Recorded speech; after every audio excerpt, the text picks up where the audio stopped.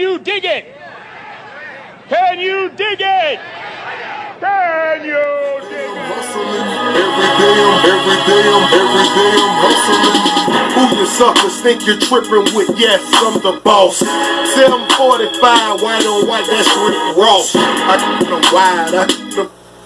What is up, all you super fly, hustling, fish keeping funkadelics? You are watching AQUA with me, Jay the Angel Freak, and today we are going to be talking about the fish fry hustle.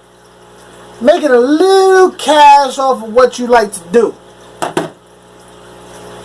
This episode is inspired by my homeboy, my friend, Rob93, one of the three amigos. And we're going to be talking about the guy, you want to make a little extra money, at least to support your hobby. Maybe make a little extra cash, maybe buy a more fancier setup. For whatever reason, you want to sell to the pet stores. And I'm going to give you a couple little tips that, in my experience, helps out. How do you get started with everything? Well, first you got to have a fish that the pet stores that are in demand. For instance, you may be an experienced hobbyist, and you may have friends that are experienced hobbyists, and you might have these very exotic, expensive fish that you happen to be breeding. But if you go, the pet stores want staples. They want the quick turnaround. They want the in and out. And to be honest with you, the average person with their small aquarium of gouramis and live birds in general, angels, you know, those are the fish that come in and out the fastest. They actually make the store more money. Now you may have a very specialty store that happens to deal with the more high-end fish. This is fancier or more exotic or hard to find, Africans or South Americans or whatever.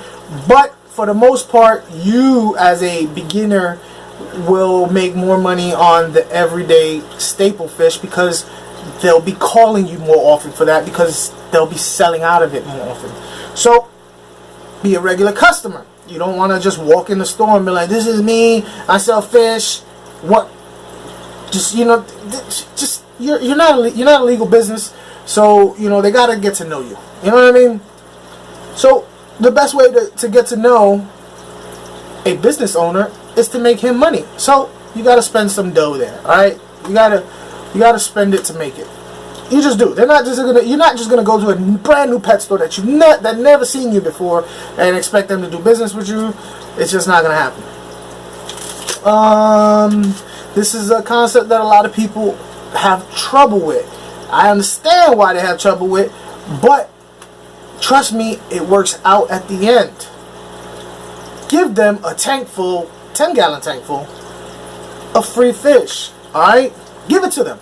And along with that, you give them, if you want to make up a business card, or if you just want to write down your stuff and tell them to put it in their phone list or whatever, let them know you are giving them these fish with the intent that someday they want to buy from you. If you give them these fish and they're healthy and they sell out of them, they'll start, yeah, well, these guys is local. Let me go ahead and the last bunch they gave me went really well. Let's do it again. I made money off them. So you give them some free fish. Give them a sample. You know what I mean? Just a little taste of what they could be getting on a regular basis. And make sure they have your information, your phone number, so that they can contact you when they want some more. Let me give you some selling points when you do talk to these owners. Don't talk to the manager. Don't talk to the associate. Maybe the manager, depending on the manager's role. But for the most part, if you talk to just the associate, it's falling on deaf ears. A couple selling points is they're bred in local water, so the chances of them living after the sale to the customer is higher, which means they'll keep their good reputation, or they'll regain their good reputation if they've had a bad reputation in the past. Free delivery, you'll take it over there for free. Cheaper than suppliers. You're not a legal business. Don't try and get legal business money. quick tankfuls. Look, if they just want to fill up one tank, just give me a call. You need a couple, you need a handful, I'll bring it to you. Don't be lazy. Just bring them the 6 fish that they want. Yeah, it may not be a lot of money on that one trip, but over time it adds up.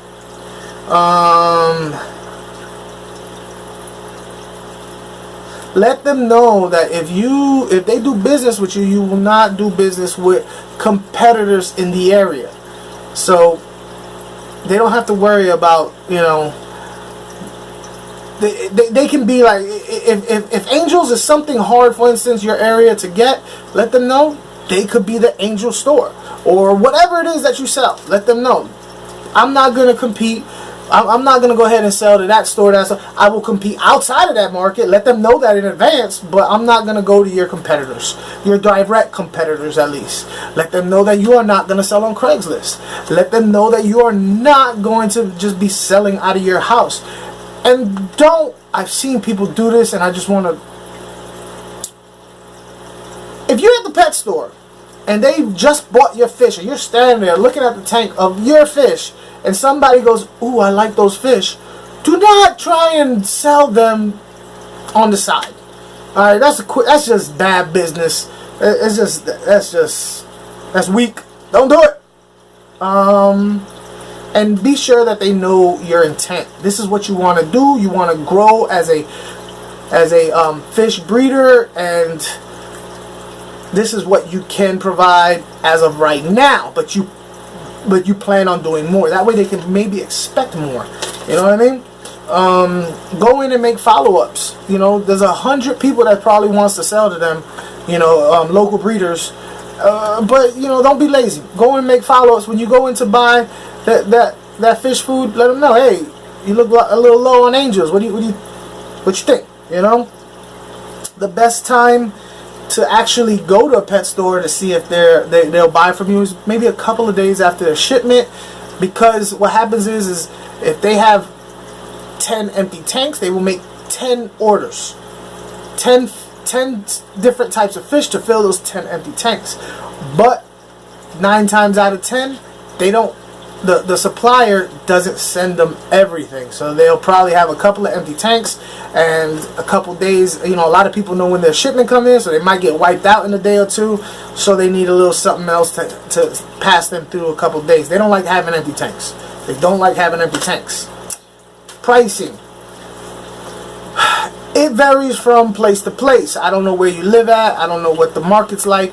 But like around here, it's anywhere from 5 to 10 times. For instance, if I sell a fish for $1, I've seen it at the pet store sold from anywhere for $5 to $10.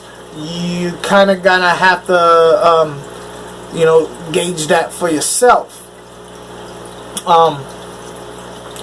I would kind of, make a couple of inquiries here and there to see where you should price them at.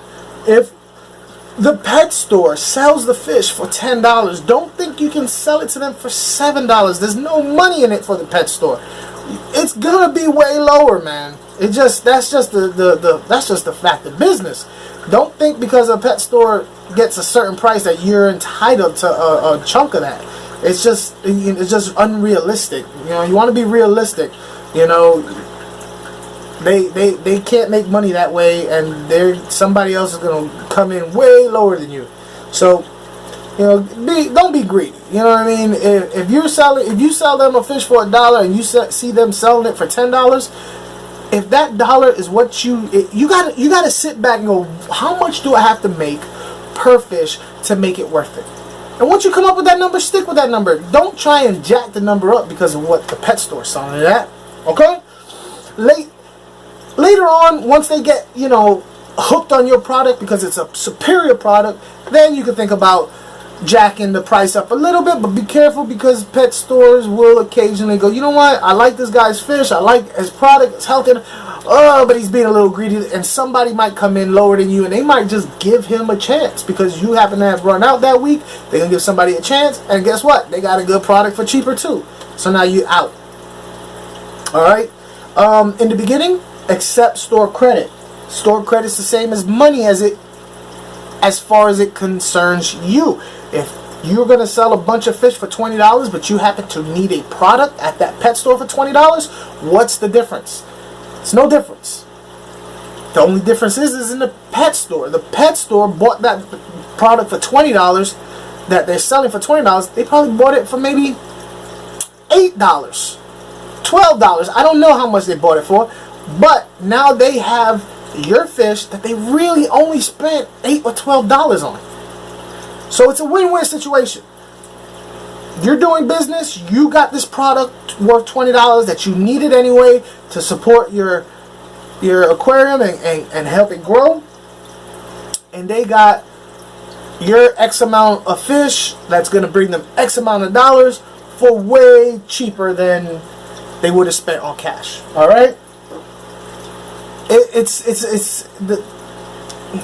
trust me, they like store credit for payment. All right, let's see what else we got here. Go in and make follow-ups. Did I already go through that? Yeah, I did. Be available. If don't spread yourself too thin. If you have multiple stores that you sell to, and for some reason one store wants to buy your entire stock at some kind of discounted price, keep in mind that if you do that, if you have 5 stores that you sell to, or 3 stores or whatever, let's say 3 stores that you sell to, and one just happens to want to buy everything, well, when those other 2 stores call you up and you don't have anything, they're going to call somebody else up, and that person just got his foot in your door. So while it's tempting to sell everything all at once, just keep in mind that's a possibility. Don't sell before the fish is ready to sell. If you're selling to a pet store a fish that's 1 inch long, and they happen to call you up and it's not quite ready, tell them it's not ready. Because if you don't tell them it's not ready, and you sell them that fish that's itty bitty little than they're used to getting, they're gonna feel a certain type of way. Just letting you know. Now, if you tell them how big they are and they're willing to pay regular price for it, then fine. But that's on them. And make sure you don't take a hit on the price. If you have to sell at a price, you stick with that price. It's business. They will understand. A couple little hints help you out. This is a big one, and I see it done a lot, especially in the fish community. People talk ish about other places all the time. They'll go to a pet store and smile in their face, and then they'll go to another pet store and just yacky and talk all kinds of ish about that pet store to another pet store, trying to get in good with them to possibly get a discount. Don't do it. You will get found out. People talk. Don't lie. If you cannot provide an amount of fish, don't say you can. If you have mutt fish, then tell them they're mutt fish. They're okay. They're fine. They know that their customer doesn't really care if they're mutt fish. But don't tell them you have something and then tell them they're worth this much and it's not that. Somebody will go to that pet store and be like, this is labeled Pinoy Angels, and they're not Pinoy. That customer's gonna feel a certain type. That pet store is gonna feel a certain type of way. Don't try and sneak bunk fish in the order. What I mean by that is, if you do not feel like culling, you have to do something else with them fish. Do not try and slide them. I'll just put one. This place wants 20. I'm gonna slide 1 in there. This place wants 30. I'm gonna slide like 4 in there. They'll never know. Yeah, they will, because they're gonna be there when all the other fish are gone.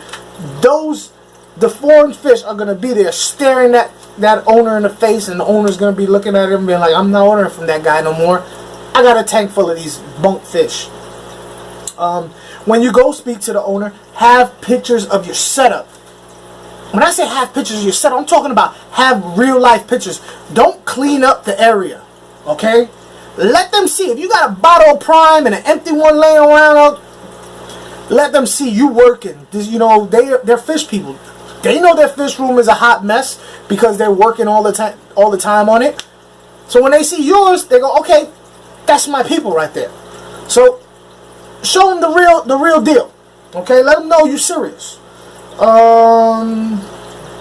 Know your trends. Just a little helpful hint. In the summertime, the fish trade kind of takes a little dip. People are not home. They're not thinking about their fish.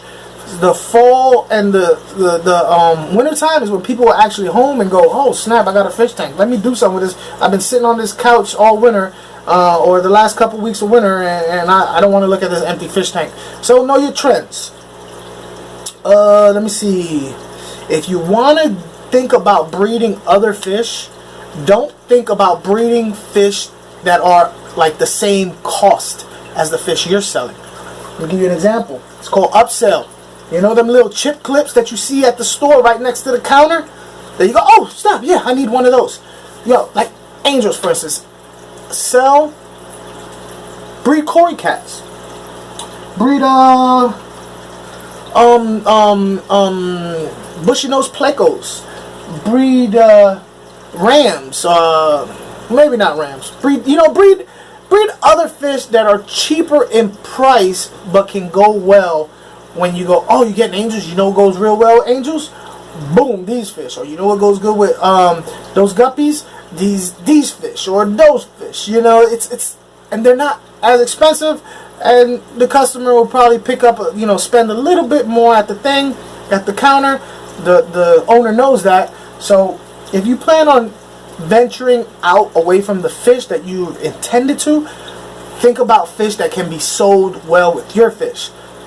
When the owner looks at your fish list and goes, oh snap, he has he also, I can see, you know what, they go good together. Yeah, I'll probably be able to sell both of them together. So think about that. Thank you, Rob. I had fun doing this because I don't know, I hope it helps somebody. If it does help somebody, you have Rob to thank for that. Rob93, awesome dude. I'll leave a link to his channel down below. But that's my time. So, like always, take care of yourself. It's something wrong in the air or something. My tongue is just. Take care of yourself. Take care of your family. Take care of your fish.